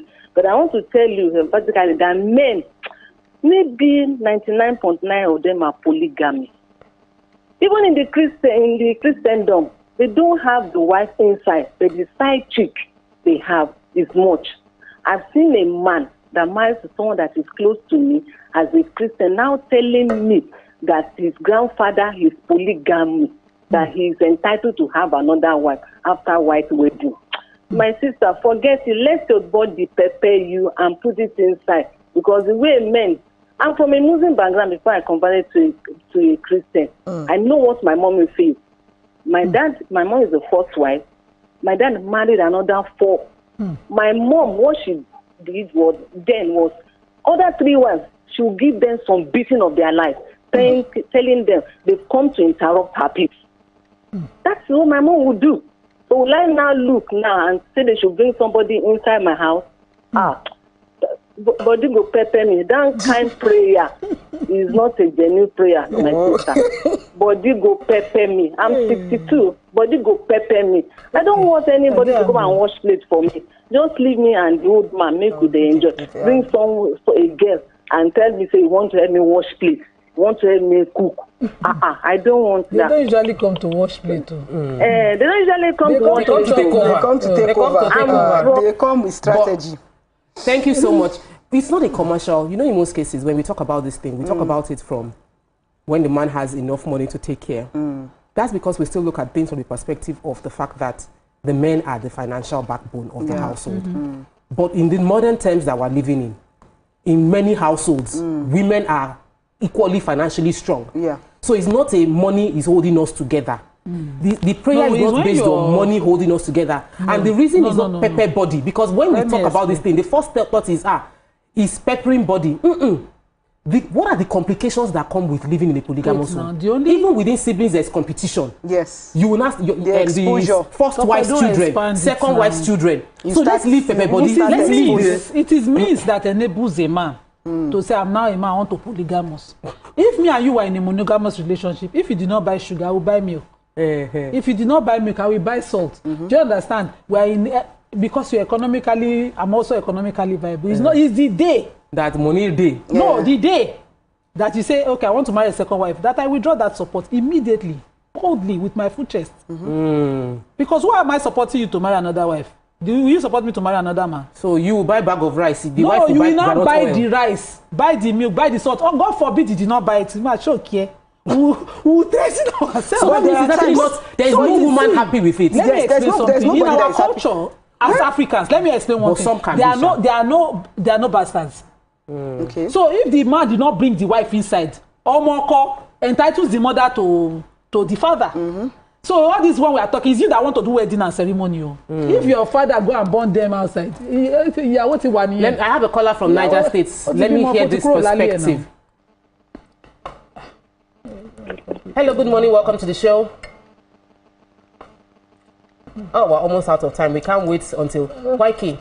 Okay, so if you have, you know, from the caller's perspective, even though she's 62, closer to YK's age, she's still of the opinion it will hurt her. But I've heard many mature women. I've heard many mature women as they get older feel like, with the benefits of this age and all the things I want to do in my life, you want the other room, get another wife that will be cooking and be running around you. Just ensure that I'm not neglected. Is that a reflection that is that something that can happen with age? Just like some will say, if you are in your 20s, you will say, I want all that can answer. By the time you reach 40, I will marry any man. Let me give you an example. Look, as you get older, you're a couple. As you get older, you have kids. You have grandchildren, you want to go and look after your grandchildren. Exactly. And every time you go and look after your grandchildren, you're leaving your man lonely. Yeah. You know, but because you're selfish, and I must be the only one there, just stay and wait for me. I'm coming. Bye. Why you're enjoying your own life. A lot of these men die of loneliness because their wives have gone to look after the grandchildren. Most times the grandchildren will say, Daddy, come too. They just say, they hardly don't want to go. That's wrong. Most of the men hardly don't want to go. They don't always want to go for that. Maybe it's not easy to be lifting yourself and be running up and down somebody's home and go and stay. But a lot of times, the men are lonely at home. So in the case of if you have actually abandoned the man and you consistently abandon him over a long period of time, you shouldn't feel guilt. You shouldn't feel bad if he decides to take a second wife to take care of him. It's not that you will not feel bad. You will still feel bad. You feel bad. You feel bad. But I think you should just be fair. Yeah. You would ask him and not be selfish. Yes. Okay. Amatu, you were waiting to say something. Yeah, so what I was going to say is that when Nima was saying something like that they are contributing and all of that, because there are some men that you will be contributing stuff with, like when they were not doing well, and then all of a sudden they start doing well, and then the next thing they will now say they want to go and bring in a second wife. Because he can afford but it now. when he says he wants to go and bring it, what about the times that you guys labored and suffered and everything? So now you will now... But some people will not slow that. So it's now time for us to enjoy ourselves now. We are bringing the video, not from our... I haven't... I'm trying to get on our YouTube. The same first wife don't tire to suffer alone. Let another person come and take the heat off her. It's true now. The first wife mind don't come out since... Forget that one. But we are not. We don't like to talk about the benefits of polygamy. There are some who have formed sisterhoods from their polygamies that they help each other. The women aid and support each other. It's not always bad. I don't know. I would like to see women come out and Brian always talks about this uncle that has 3 wives and they dress the same way. They support themselves and they are eating and chopping their lives. Comments from Facebook, comments from YouTube. YouTube is not coming. Somebody said that I just opened YouTube. The first thing I see is now body slam will give that girl. I don't do violence. I don't do violence. My own is before Akoni says my own is before getting a second wife, make sure you can chest it. It's not for talaka. I agree. This one says, Naso Nima, I cannot be buying sugar for you to take another wife. Maybe you chop belefu. Now you remember say you get right to marry another wife. You cannot have another wife and be asking me for support. So you rich now. So there's this one. They said, Nima, I follow you there inside same bus, Jerry. If the money day, I need help. I beg. Don't you guys know that taking care of a man wholeheartedly is a lot of work? And someone says that's some perspective. This one says, tell her that good thing is not for one person. No. Some of us also want good man now, and good man are scarce. Where you can come, but don't come and stress me. So at the end of the day, I strongly believe that if the foundation, the values of the individuals matter, family background matters. Emotional intelligence of the individual you're bringing also matters. The person she's meeting. So if a man, if you're married, if you're in a relationship and from the get-go the boundaries had been established, values established, if there's a change in the game, of course, discussion will be different. But if you